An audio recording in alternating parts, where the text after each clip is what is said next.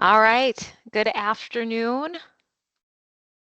My name is Jess Colts, and I have the pleasure of having a lunch hour with those of you that are able to join live for our Navigating a Career Fair. This is our second Career Toolkit webinar of the quarter, and I'm thrilled to be able to go over really a most effective way for you to navigate career events, employer events, career fairs. There's lots of names out there. Before I jump into the content overview, a couple housekeeping items. We have disabled the chat function, so please click the Q&A for any questions that you may have. We will have a live Q&A at the end. My colleague, Amy Itis, is going to be joining that session at the end. So Amy, if you want to say hi. Hello, everyone. I'll be watching for your questions. Yeah, so she's going to be keeping track, and when we go into that live Q&A, we'll be able to pull from the Q&A conversation, the discussion posts that you guys will be asking. So let's get going. We want to really provide a comprehensive navigation of any career events that you are going to be joining at any time. So I really want to help you feel confident in identifying ways to find these types of events, where they're going to be posted, how to get access to that information, really provide you an overview of what you need to do to prepare for the event, how to make the most, how to capitalize the events you're attending. And we are going to talk about follow-up. There is a really effective way to really engage with employers at the event, but we want to make sure that you are circling back with any of those opportunities. And then we want to make sure you're familiar with how to find upcoming university events, upcoming career fairs. We'll be hosting those types of things, and then open for our Q&A. So let's get going. All right, so some of the best ways to find career fairs are going to be through a variety of different avenues, starting with those of you that may be campus-based, part of one of our campuses. Rasmussen University campuses will post and share information about upcoming events. We also do that through virtual means, so through Facebook and through our LinkedIn, as well as through our portal. There will be some opportunities to find upcoming events. Any of the workforce centers that are in your communities are another great place. I called attention to Illinois Department of Employment Security, the IDES. There are virtual sites for all of the states that have opportunities to find postings. American Job Center is a website, so that allows you to come and get access to a variety of opportunities and events that are going to be posted. I want to call attention to professional affiliations. I have National Association for Health Professionals on this slide, but that is another great place to find opportunities for employment events, employers that are hiring. And then I would be remiss if I didn't really drive home, if you have not become familiarized with Handshake, which is actually the last toolkit we just had was on how to use Handshake. There is a fantastic section that's all dedicated to employer events that you can register directly in and or get information about how to find employment events, whether those are virtually and or in person.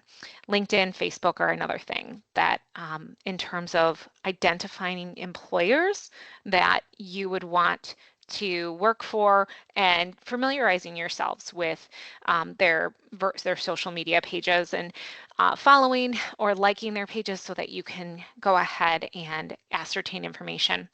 And then Google. I mean, honestly, you can type in, career fairs in and you can insert whether it's a metropolitan statistical area, a specific city, an area that you're interested in maybe relocating to find opportunities, whether they're virtual or in person, as well as finding specific employer websites that will have information. So that's just a starting point for where to find career fairs. I hope that gives you just a larger picture of, you know, how you can find what is going on, what employers are going to be hosting events in the near future. So we have found some employment events that we are going to be attending. We're now in that preparation.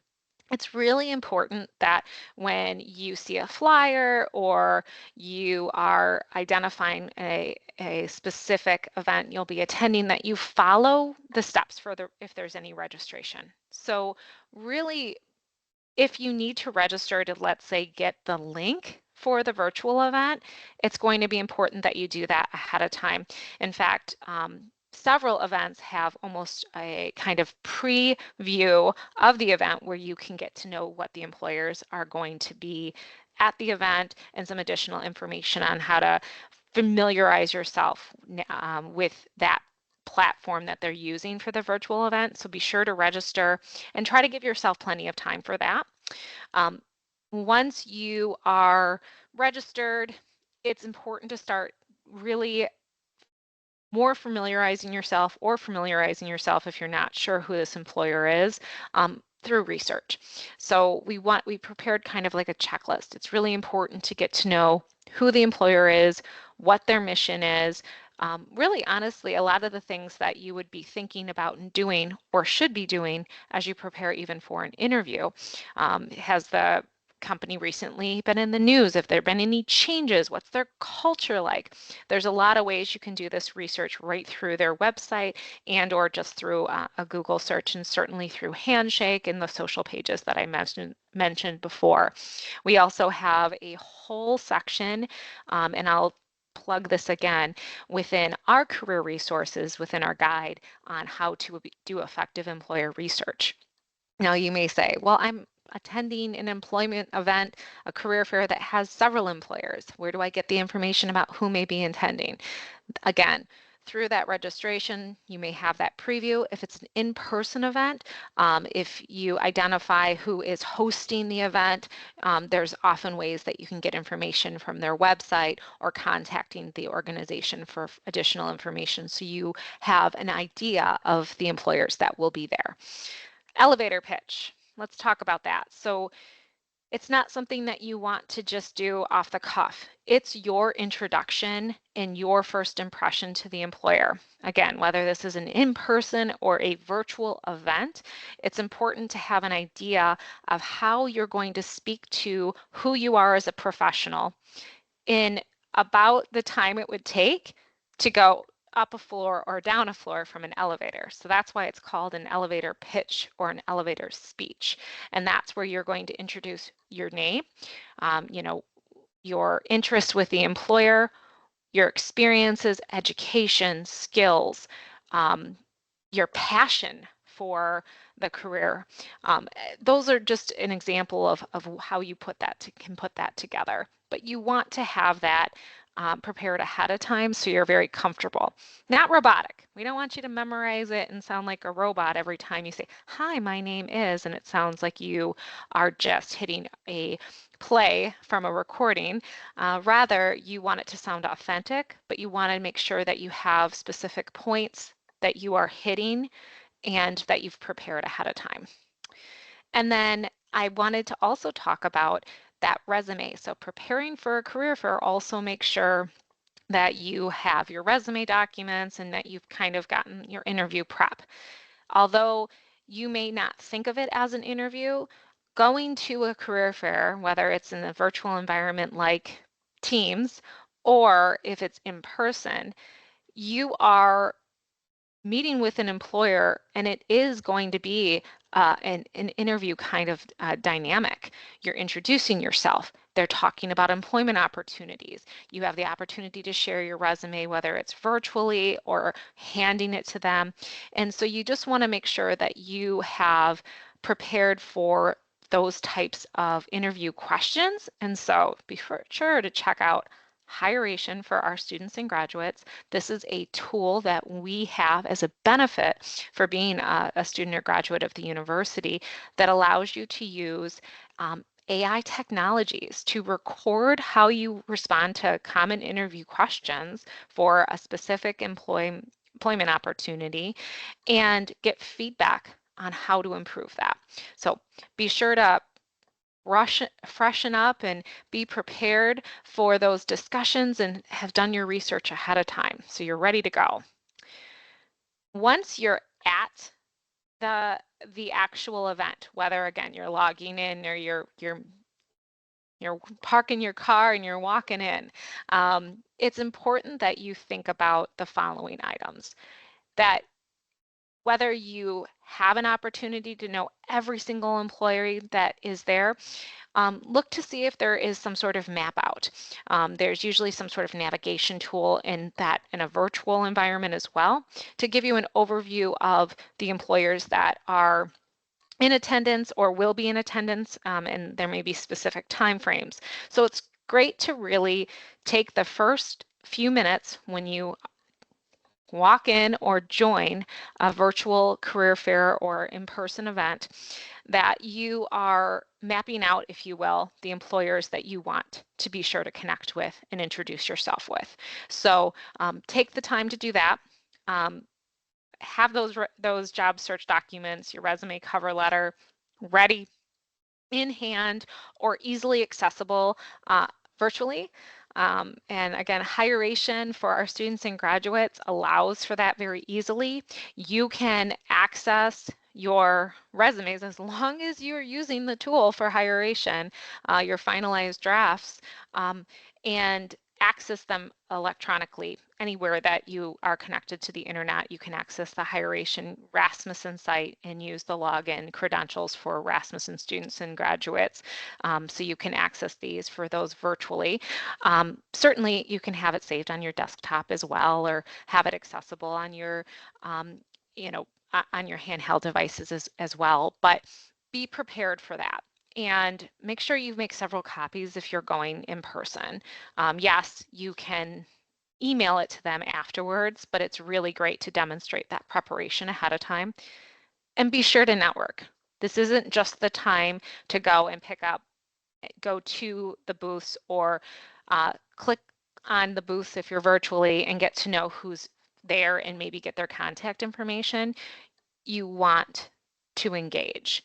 So make sure that you are taking this time to network, and not just with the employers. There may be, there's going to be a lot of different people in attendance that allows you to even bridge out your professional network. So it's a great opportunity for that. We know that many of our students and graduates talk about not knowing how to expand their network, and certainly the employers are great individuals to connect with, but so are the other professionals that are joining these events. Again, I'm going to pause here and just remind you that if thoughts or questions come up, please go into the Q&A and type in any questions for the live Q&A we'll have at the end. And then I will be sharing this as a follow-up, a compliment. You need to dress the part. So the image you see on the left-hand side of this slide is quite small, but I'll be sharing it a little bit more. But it's important for you to know that whether it's virtual, you need to be prepared with a camera and be able to turn it on and look like you're dressing the part, as well as in person. That means, you can't walk in if it's summertime in shorts and flip-flops. And yes, you can have a coat on if it's very cold in the wintertime and you're in a cold area, but you want to make sure that you are wearing appropriate professional attire. And we'll be providing an outline of exactly what that looks like as a follow-up to this, but as a high overview, we're talking about whether it's dress slacks or pants that are in solid colors. You want to have, you don't want to have prints all over the place or lots of makeup or lots of jewelry on. You want the attention on what you're saying and how you're presenting yourself professionally. And so a rule of thumb is to always dress up level higher than the position you're applying for. For our healthcare professionals out there, I'm sorry, that means you can't wear scrubs, even if that's what you wear when you go into work. Again, this is your impression to the employer.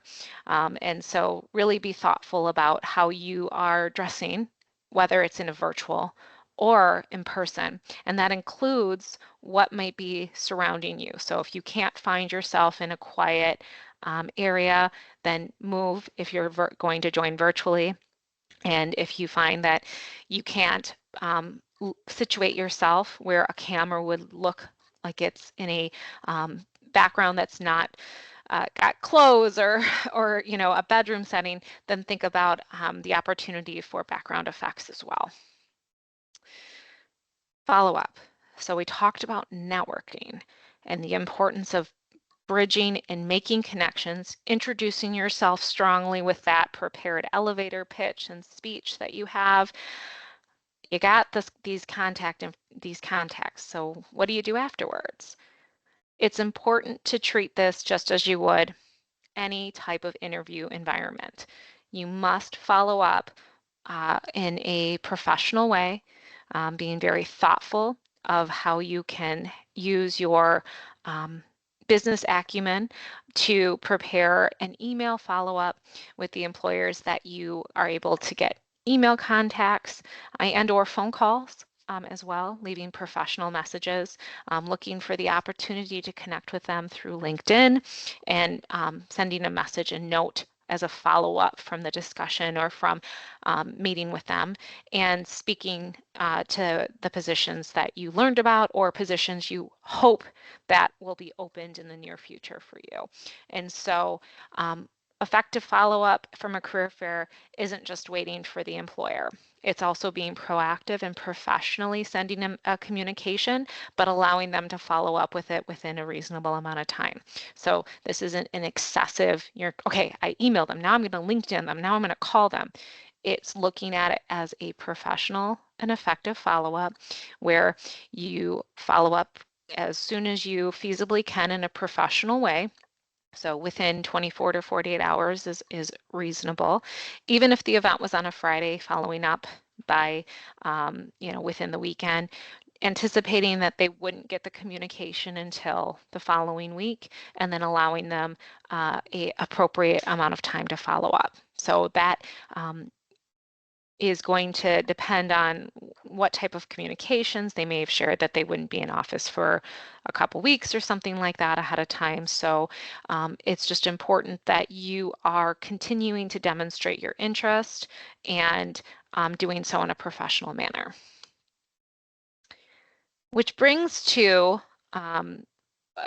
Rasmussen events. You may have heard of this particular toolkit right through our guide page, right through our portal, but there's going to be a plethora of additional events that we have coming up, and I want you to be sure to always look for our calendar within the guide page. So if you log into the student portal and you click on career services, you will be routed to our guide, and then this is the direct link that we will include in that recap communication that allows you to access this guide. And in the home page, you'll have the calendar that's updated with anything that's new and going on directly within the university and that we're hosting. So be on the lookout for that, of anything that's coming up as it relates to career fairs or any other webinars just like this. In fact, in a week from today, we will have another one. So be sure to take a look at that. And there's a plethora of other tools, interactive videos, and tabs that really help you navigate your own career path from, again, that career research, the employer research, all the way to the salary negotiation and all the steps in between to bring you to where you are and what you're looking for. And then I had mentioned that Facebook is a great way to find information about career events. Be sure that you are following Rasmussen University Career Services page, and that you're subscribing to our YouTube channel for additional videos through our YouTube channel, as well as events and tips and other great tidbits of information on our Facebook page. I'm going to pause there and let Amy come back on. Mhm. I'm here. Hello, Amy. Hi. Hi. And again, if questions have popped up, please go ahead and insert those questions in the Q&A. But Amy, what do you Yes. have for us? What in Well, terms of some additional discussions? what I have, it appears that one of our attendees has been to career fairs before, but is preparing for his first virtual career fair. I wondered if you would just review again the main things that he needs to be focused on that are different from being in person. Excellent. That's really important. In a lot of respects, you're preparing the same way. Again, I mentioned dressing the part. You're going to dress the part in even though it's virtual. Make sure that you are able to log on to the event in a space that's quiet, that has a professional background, and or be cognizant of what the background would be on camera. You want to make sure that you have access to a camera and microphone that is working, so that you can engage. In some of these environments, it may be more of kind of those discussion posts type of discussions where you may not have the ability to join through camera or microphone, but expect that that is the case. Most of these events anymore are really looking at ways to have the same look and feel of an actual in-person event, even kind of with avatars. The events that Rasmussen has hosted in the past really allow the feel that you're walking into and going to an actual booth. So having like the swag and all of the company logo and such connected to that. So you want to treat it just as you would for in person. Have that resume and cover letter ready, so that you can electronically share it. If not, upload it directly to your profile. So those are one of the things that you can do. The preparation for a virtual is seeing if there's the opportunity to preview ahead of time as well. So you can ascertain the map out of employers, and make sure that if there's the capability to upload your resume and cover letter or anything else like that, that you're doing that ahead of time. And so those are some of the key takeaways for those virtual events. Okay, great. And we have another question, and this goes kind of to both the virtual and the in-person situation, but some people are better at starting those conversations than others. Do you have recommendations of questions that are good to kind of kick things off and to ask an employer? Absolutely. So after you do that introduction, they share who they are by and their role. It's going to be important to be thoughtful about asking about specific positions that you would be interested in, if that's not something that you could find through their website or something like that ahead of time. And then really starting to talk about your interest with the employer, asking questions like, what do you like most about working for Mhm. ABC employer? How does this organization live its mission? Going to specifics, if it's, let's say, you are going into a marketing position and that's what you're talking about, what is the marketing team culture like? Mhm. What's the team members? How tenured are these, is the staff? Are they all, brand new? Are there things that are challenges of this particular team or of the organization? This is your time to ask these questions so that you are not only showing your vested interest in the positions or the employer, but you're getting information directly from someone that works there. Do I want to work really at this place? I mean, these are thoughts that you're able to, kind of work through and ask questions about. But getting to then know, like, what are the expectations of the roles? How is the Mhm. performance metrics, team held to or individually held to? And so these are all the types of questions that you can have prepared ahead of time. Mhm. That's great. Great to know. And I think that people think about what do you have available today? And I have to think, having been a recruiter, I see recruiters really trying to what we call fill their pipelines with Mhm. candidates because, to be very honest, I think things change so quickly in every organization these days that even they don't know what's coming up next. So, really, the importance of learning what you can and making note and checking back, because honestly, they may not have anything today that works for you, but certainly may in the future, especially when you talk about marketing and that kind of thing. It's all come a long way. Um, Absolutely. You bring up a really good point with mapping out employers. Don't just map out the employers that have open positions that you mhm, want to apply to. Just as Amy really asserted, it's important to identify the employers you want to work for.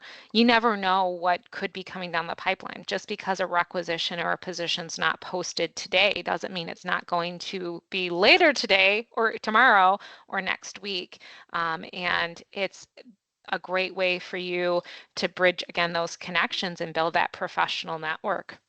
Sure, sure. If you have a certain type of software that you're quite expert in and they're not using it today, they could be next month. You never know.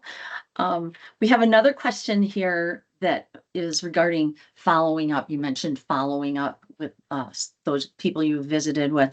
So, what if you're interested in a position and you follow up with that recruiter, and then you never hear anything back? What's proper to do? That's great. So I'm going to pause and say, well, what do you mean by you've never heard back from them? Is it I haven't heard back from them today? Then the answer is you have to be a little bit more patient. It's important to be courteous and to allow, you know, a few business days before you do any sort of follow-up again. So if you sent an email and you had not heard back from them, I would say give a week and provide then that follow-up, whether if you have a different mode of communication, perhaps they just haven't had an opportunity to check, let's say their voicemail, if you called, following up with an email or a different mode of communication. A great thing to ask when you meet with them is what's the most effective way to communicate with them, and then doing so in that way. But let's just assume in the event that you forgot to ask, and maybe you want to try a different mode of communication, but allowing a reasonable amount of time for them to follow up. If they're hearing from you, it's very likely they're hearing from others that have attended, and not that, and maybe those others have followed up before you had the opportunity to, for example.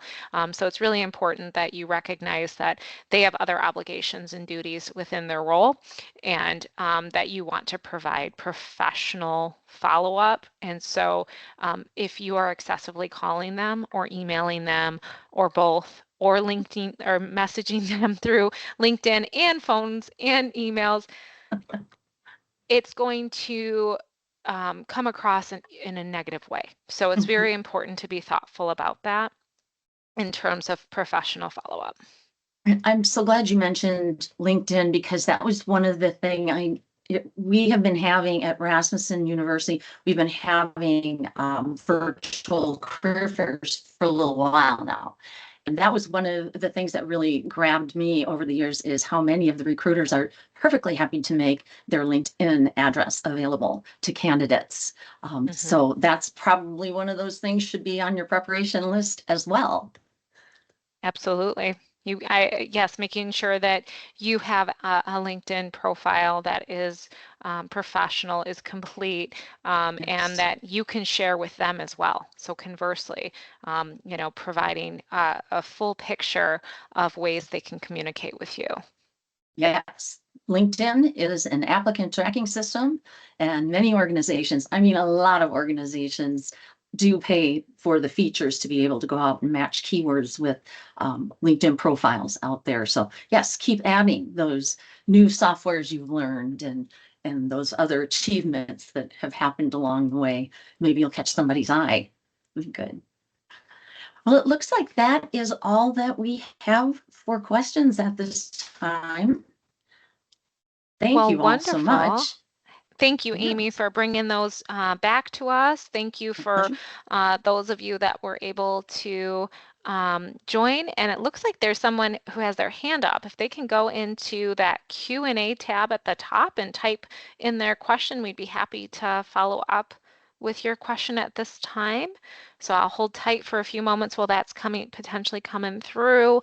And, you know, as always, we host a variety of Mhm. professional development events such as these toolkits, as well as career events and more throughout the year. So be sure you are connecting with the university in a variety of ways through YouTube channel, Facebook. We also have a LinkedIn page as well. And Mhm. joining future events, I will be providing a recap to this one. And I'll be on the lookout to see if that question comes in after this Yes. event. So thank you so much for your time today, everyone. Take care. Okay. Thanks, SS. Let us know who you are and we can reach out.